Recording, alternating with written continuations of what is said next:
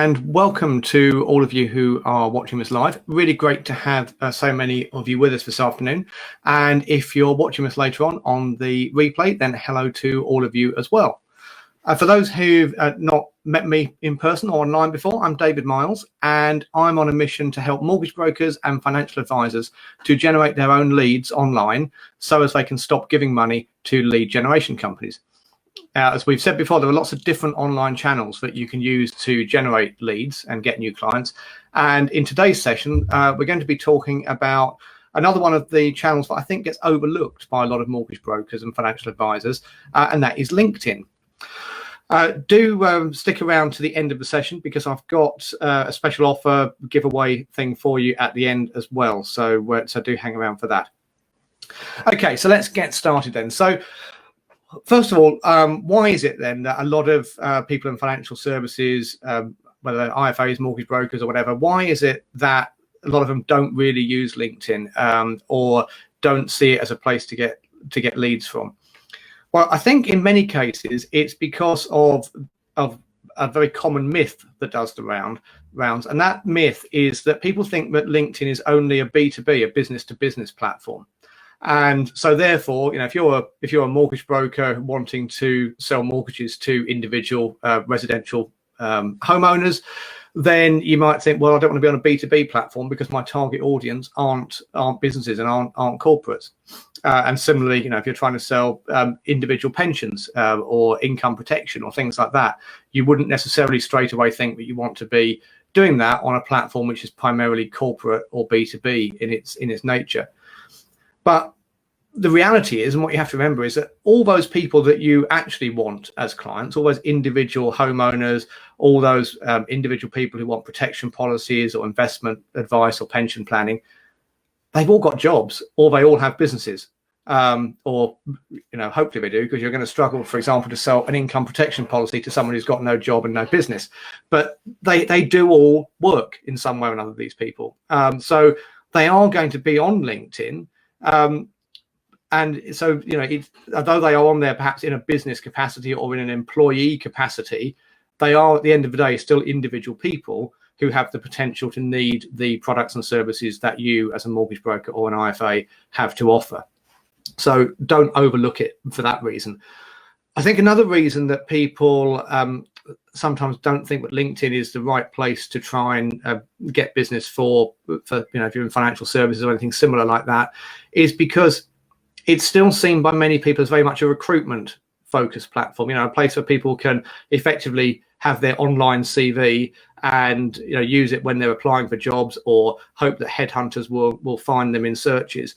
And yeah, although LinkedIn is still used a lot for recruitment, and they even have special paid packages for recruiters and everything, so LinkedIn themselves recognize that, there is far more to LinkedIn these days than just being a recruitment thing. So don't overlook it on that basis. LinkedIn, it will work for finding individuals, but it will work even better for that if you've taken the kind of advice I've given you before and you've niched your business and you're targeting a specific type of person or particular occupation type. So, for example, and if you haven't heard me talk about niching before, then have a look on the blog, ppcmachine.co.uk/blog. Check out the mortgage broker marketing section there and have a look at the stuff around that. Because if you are niching your business and you're targeting, suppose, for example, you have decided that you're going to be a specialist in mortgages for dentists. Well, that means that LinkedIn is actually really useful for you, because the one thing that everybody who is on LinkedIn tells LinkedIn is what they do for a living or what kind of business they run. So if you want to find dentists for your mortgages for dentists offering, then LinkedIn is a really good place to find them. Whereas, on Facebook might know what someone does for a living, but it doesn't know nearly as much about that as LinkedIn does, because not everyone in their Facebook profile tells Facebook what they do for a living. So, as an example, if I'm searching myself for mortgage brokers and I search on Facebook, Facebook reckons there's about 3,000 of you in the UK, which obviously is nonsense. And it only thinks it's that low because not every mortgage broker tells Facebook that's what they do for a living, but you can pretty much guarantee that every mortgage broker who is on LinkedIn will have told LinkedIn that's what they do for a living. And the same will apply, with whatever sector you're targeting, whether that's dentists, IT contractors, accountants, builders, whatever. So it's particularly good for that. Do remember, of course, as well, that like all these things, LinkedIn is not going to give you instant results. Okay, it is primarily a social platform. It's a social networking platform, and in the same way as you wouldn't expect to go along to a real world networking event, I'm sure there's a lot of you have been to things like 4N or BNI, and back in the days when those things ran in the real world, you wouldn't expect to walk in onto a meeting for the first time and be able to sell to everyone in the room and get something straight from it. These things come from building relationships, and it's a slow burn. In fact, those of you who've been looking on the Facebook group this week, you'll see that when I put up the picture of the printed version of the book, I included this fantastic quote. We do a lot of one-night stands in lead generation and not enough long-term relationships. So if you're going to LinkedIn looking for the business equivalent of a one-night stand, that's the wrong place to go. If you're going there to try and build relationships, which will ultimately turn into leads and into clients, then that's going to be much better. So keep that in mind, because that will impact how you go about using LinkedIn. There are two sides to LinkedIn, same as there are with Facebook. There's the organic side where you're not paying to be on LinkedIn, and you're not paying to get your content seen. And then there's also the paid advertising side. The paid advertising side is a whole other topic in its own right, which I can do a Facebook Live on that at some point. But for now, I'm just going to talk about the organic side of things. So within that, I'm going to cover 3 areas that you need to work on if you want to get leads organically via LinkedIn. And those are sorting out your LinkedIn profile, making sure that's up to scratch. Your content, as in the kind of stuff that you're posting on LinkedIn, you need to make sure that's the right kind of thing. And then growing your network, so as so you have more connections and that they're the right kind of connections, and they therefore see your content. So let's talk then first of all about the profile. And what I'm going to do, if the technology works, is I'm going to actually bring up my own profile. There we are, and just use this to give you a few examples of things.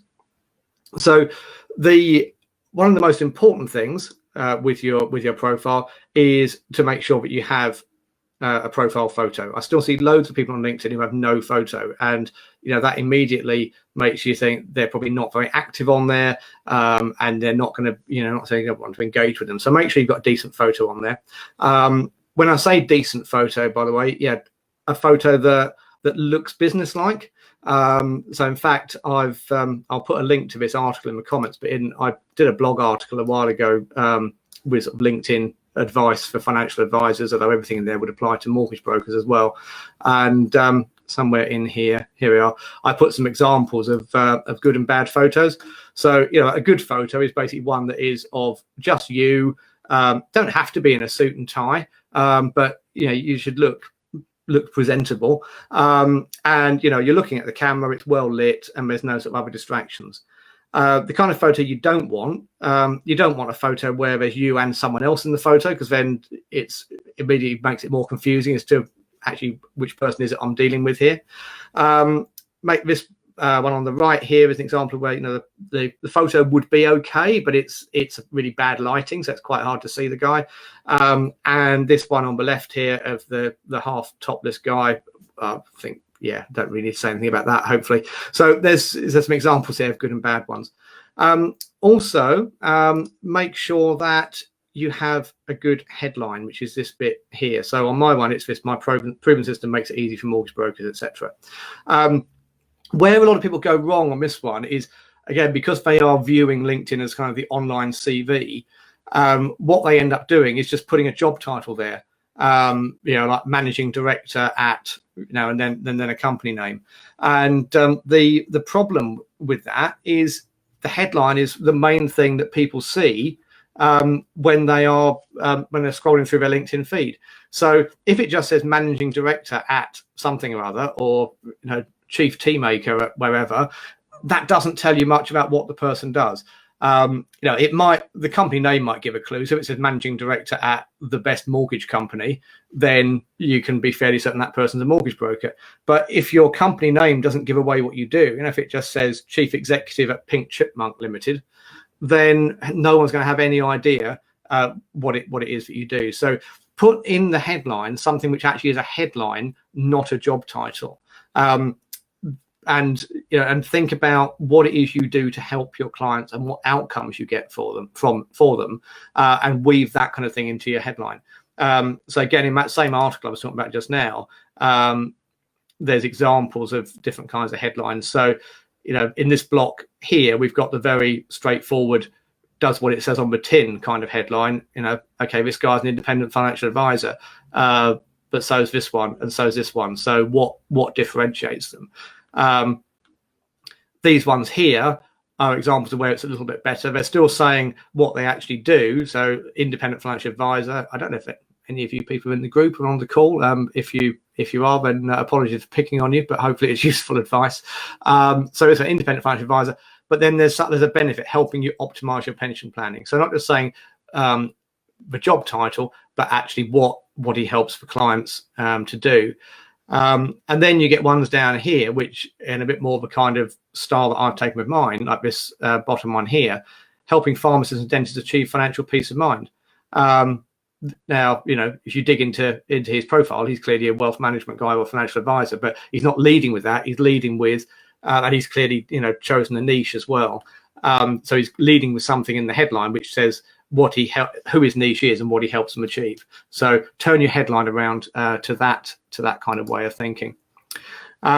Then one of the other really important things is the about section here. Some people write this in a really, really formal way and very much in the third person. Like Sandra is an amazing mortgage broker and she qualified as a broker 10 years ago. And that's not really the kind of style you want on LinkedIn. It's meant to be more sociable and friendly than that. So write it in the first person. And again, try and connect with your potential client in there. So if you look at the way I've structured mine, I don't start off talking about me at all.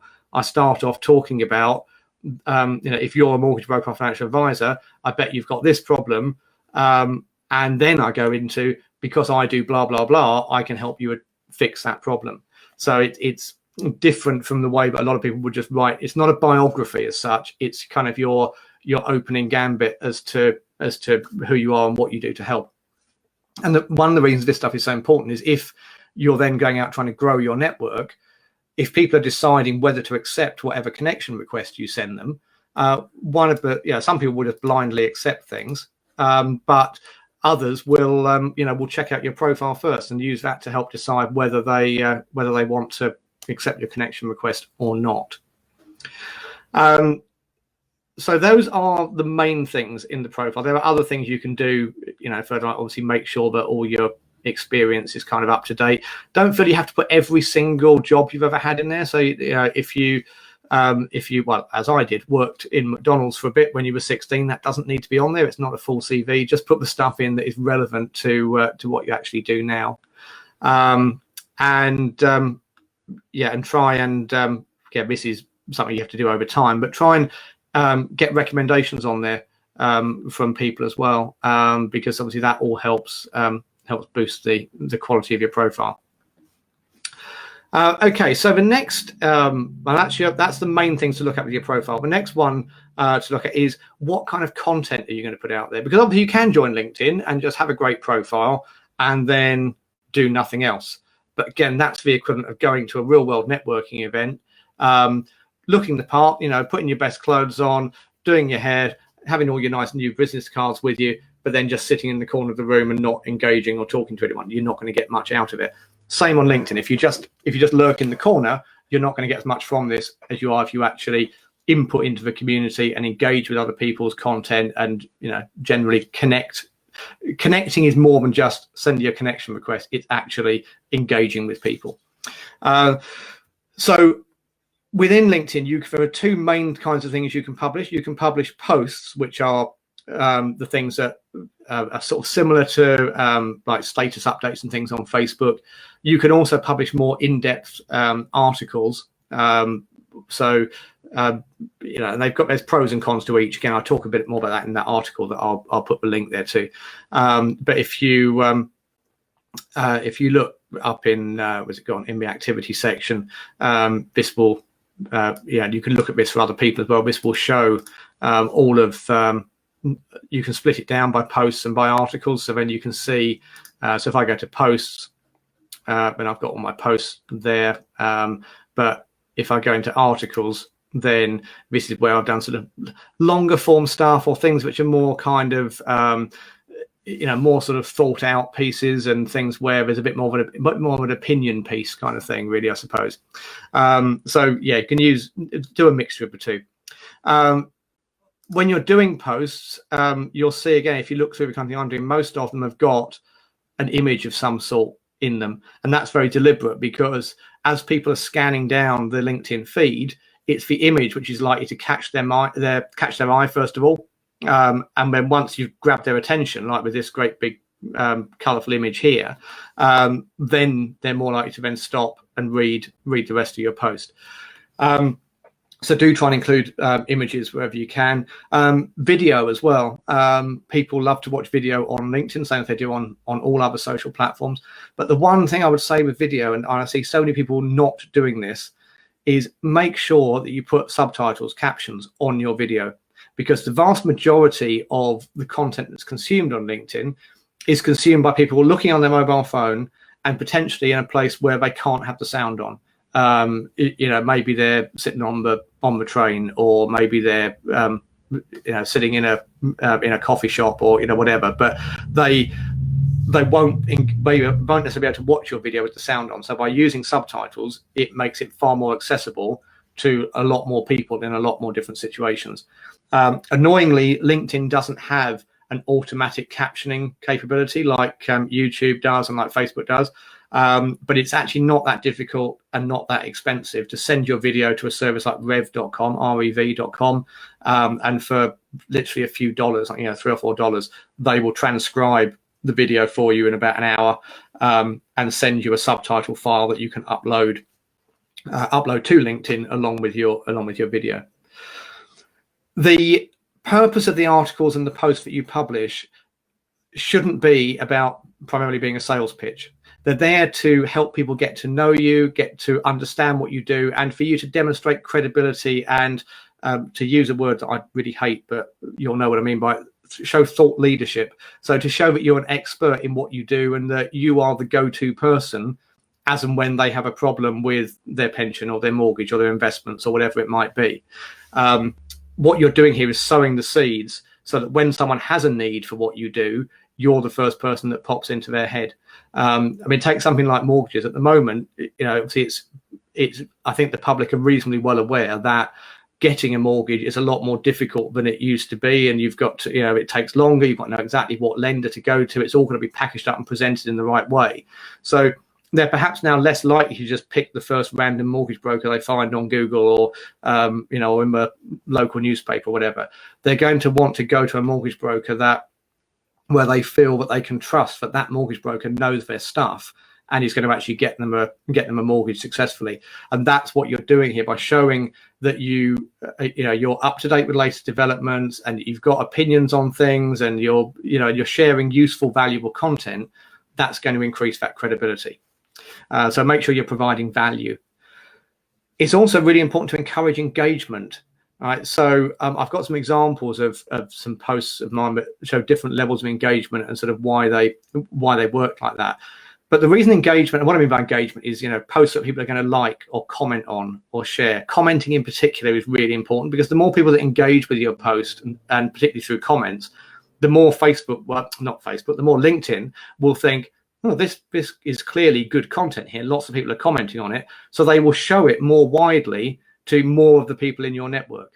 Okay, because just as with stuff you post on Facebook, not everyone who's connected to you will automatically see your content in their LinkedIn feed. But more and more people will see it if LinkedIn deems it to be a popular piece of content. So do what you can to encourage that kind of engagement. So let me show you some examples. So this is a post you see from about 5 months ago. I posted this near the start of lockdown. Now remember, back then hard to imagine now, but a lot of people hadn't ever used Zoom or didn't know how to use it. So I actually, for something I was doing with Zoom, put together a little training video showing how to use it. And because I was on my own, I had to enlist the help of some very quiet friends to help me demonstrate it. But I put that out as a post, and because it was a little bit off topic, but sort of the moment, and whatever, and I certainly wasn't trying to sell anything, it got 23 comments and 34 likes, and was viewed, appeared in nearly 2,500 people's feeds because of that kind of level of engagement. Now you might say, well, hang on, how are you? You're a digital marketing consultant. How are you going to get a digital marketing client from that? I'm not directly, but it's increasing my visibility and raising my profile, because every person who sees this post will also see my headline saying what it is I do. And they might not need me there and then, but consciously or subconsciously, it's lodged me in their mind again, that when they do need something like that, they're going to hopefully remember me. And obviously that doesn't come from one post, but from doing lots of this kind of stuff. And you see, I ended it with a question: can you beat that? So that's another reason why it gets more comments, because I've actually opened the door for people to leave a question. To open the door with a question for people to leave a comment. This one here, didn't get as many views, got 700 views, but I think it's my most commented on post of 2020. It got 43 comments, and 42 of those were within the first 24 hours, I think. And this was literally just inspired by some random thing I saw on the BBC News website, where they were talking about the old clapperboard destination signs at railway stations gradually disappearing. I think the last one had just been removed in Spain or something like that. And I just wrote a post about that, and said at the end of it, are there any other sounds from your own earlier life or childhood or whatever which were really, really familiar back then, but you have now disappeared? And people were posting all sorts of the Rag and Bone Man ringing his bell, all sorts of other things. Old Spice Half Shame, I think that's probably actually still around, but and all sorts of stuff. And it just gets people talking. It's a conversation starter. This one, again, this was posted about 6 months back. So this was in sort of early March, I think, when people were starting to talk about COVID, but we were pre-lockdown. And so it was a very topical kind of post. But I turned it into a business. So I picked something big that had just happened, like Flybe, I think it was when they'd just gone under or gone into administration or whatever. But then turned it around into actually, well, how are things affecting your business? Again, it's not me. It's how are things affecting you? I said, this is what I see happening here in London at the moment. How are things where you are? And again, 33 comments, nearly 3,863 views. Again, that's all free exposure for me and my business, but via a tangent, as it were, rather than me putting up a post saying, I've got a service to sell, do you want to buy it? And that means, the more you do that, it means that when you do put up the occasional post where you are actually blatantly trying to sell something, as I was doing in this one 3 weeks ago. So I put this up to promote a ready-made lead magnet for mortgage brokers that I'd created and was selling on my website, and still am if you want to buy a copy. That I put that up, and okay, it doesn't get as much engagement, but it still got seen by over 700 people. It led to a number of people buying it. But because that kind of post is the exception rather than what I'm putting out all the time, it doesn't feel salesy, and it doesn't feel like, oh, another post trying to sell something, just ignore it. It's because you've built up, if you like, that credibility beforehand, and you've kind of earned the right at that point to just be a little bit promotional in the occasional post, because you've given stuff to the community before you're asking for something in return. So yeah, I think the biggest message there is encourage people to say what they think of what you've written and share their opinions. Ask them questions, and don't be afraid to go a little bit off topic sometimes. The other thing, actually, with going off topic, particularly because I know a lot of people in financial services say, oh, I'd love to do more on LinkedIn, but my network doesn't allow me to post this, or I have to put disclaimers and everything. Well, if you're not talking about financial services or financial products, then you've got a lot more scope to say what you want. So it makes things easier from that point of view. Okay, let's have a look and see what we've got in the way of any questions so far before we move on to the final bit. Don't have any specific question, I don't think, unless the comments thing is frozen. Let's have a look on here.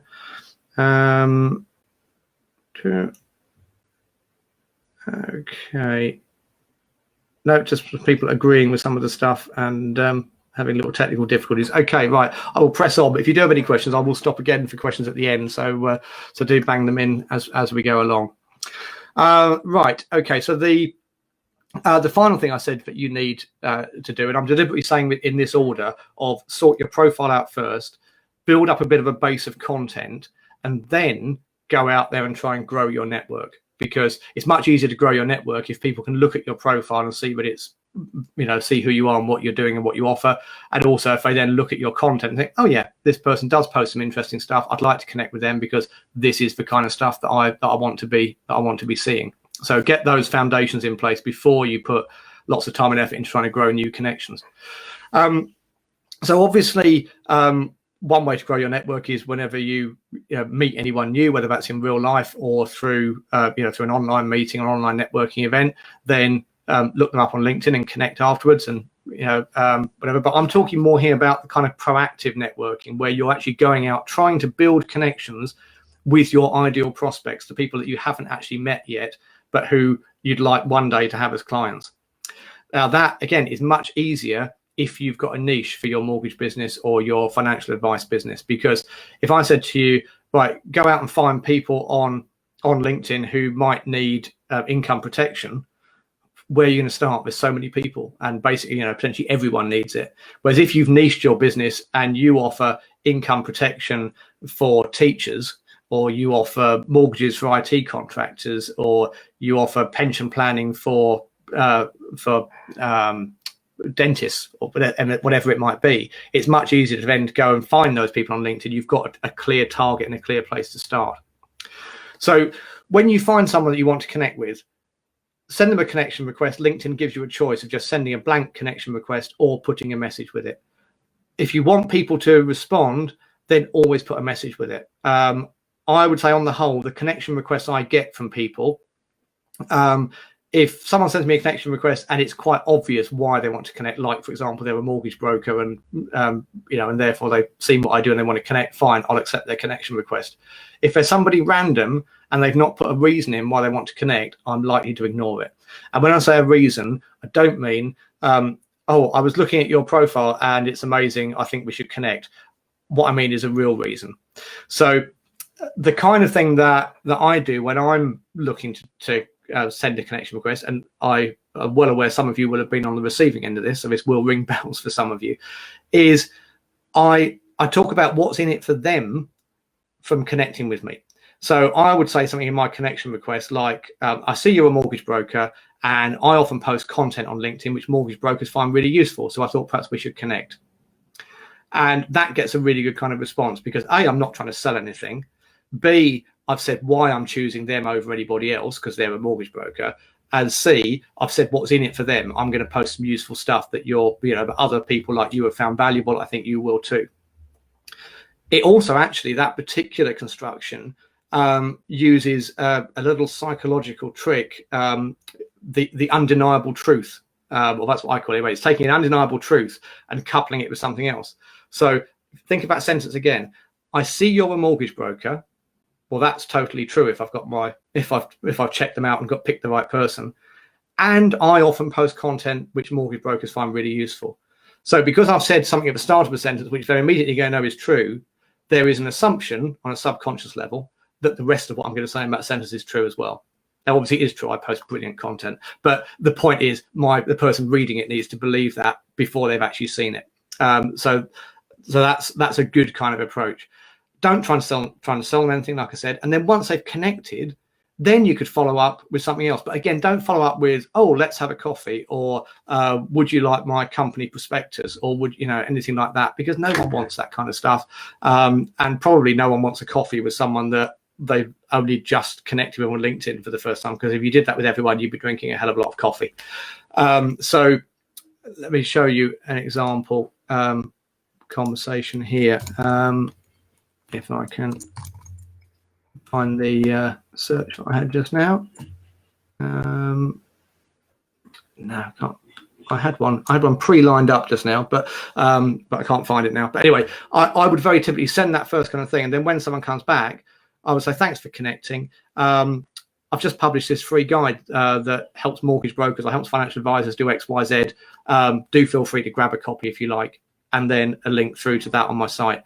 And then I'm getting them off to my website and potentially onto my mailing list, rather than relying purely on having them on LinkedIn. So that's the kind of approach I would suggest you take. If you're not sure what I mean by lead magnet, again, check out the website. There's lots of stuff on there about what lead magnets are, how you create them. It's also covered in my online course, but that's something you should definitely be using as a way to get people onto email lists. And then the final thing to say, Matt, if that sounds like a lot of hard work, yes, it is. There's two. Well, it's not hard work, but it's time-consuming work. There's two ways really that you can approach that. One way would be to say, right, I'm going to just set aside, 15 minutes every day to do connection building on LinkedIn, and just do it like that. There are also some tools out there that will help automate some of that for you. Again, I'll put links to these in the comments, but one that I use sometimes myself for sometimes is called Dux Soup. That's DUX and then soup. Another one that I haven't used myself, but I know lots of people who do and who say it's very good, is called LinkedIn Helper. So some of those will help automate some of that connection request sending and automate the follow-ups that once someone's accepted, it will send them a message saying thanks for connecting. Would you like this, or is there anything I can do to help you? Again, always try to be coming at it from how can I help you, rather than what would you like to buy from me, or what can I sell you? Okay. That's what works well in real world networking, and that's what works best on LinkedIn too. So I'm conscious of the time, so I'm going to stop there. But if people want me to do another session, I need bits of that in more detail, then leave a comment, and I'm always up for receiving ideas for future live streams. So that'd be really good. The giveaway that I mentioned. So my giveaway is that the first 5 people to email me and request this, I'm offering a free review of your LinkedIn profile. Well, I'll have a look at the profile. I'll give you some pointers on what you could do to improve your about section or your headline or something like that. If you've been posting content, I'll have a quick look at that and give you some tips on how you can make your content get more engagement and get it to reach further. So that's the offer. If you want that, just drop me an email, david@theppcmachine.co.uk, and just put LinkedIn review in the subject line so I can easily find it. So yeah, I hope that has been useful. I'm just going to see if there's any further questions. No, there's no questions this week, which is unusual. So hopefully that means that that I've just covered everything really clearly, and so no one's got any questions. If you think of something afterwards that you wanted to ask and didn't, as I do post it in the comments anyway. Likewise, if you're watching on the replay, because I will check back on this and pick up any other questions that come in. Yeah, thanks again very much for joining today, and there'll be another live stream in 2 weeks' time. Thanks so much. Have a good evening. Cheers. Bye.